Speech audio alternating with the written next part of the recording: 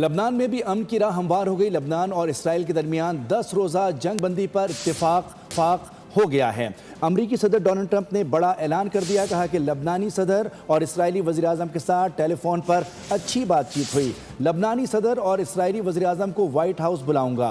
बोले, लबनान जंग बंदी में हिजबुल्लाह भी शामिल होगी। मैंने 10वीं जंग बंद करा दी। Israel and Lebanon have tried to make before. What's going to be the difference this time? Me. I'm going to do big difference. Me. I think they will. I think it's going to be, actually, it's very exciting because it's 48 years. We're going to be meeting with Bibi Netanyahu, as you know, and the president of Lebanon. And I had a great talk with both of them today. They're going to be having a ceasefire, and that'll include Hezbollah. And I think it could be number 10 for me. Subscribe करें और bell दबाएं ताकि कोई खबर रह न जाए।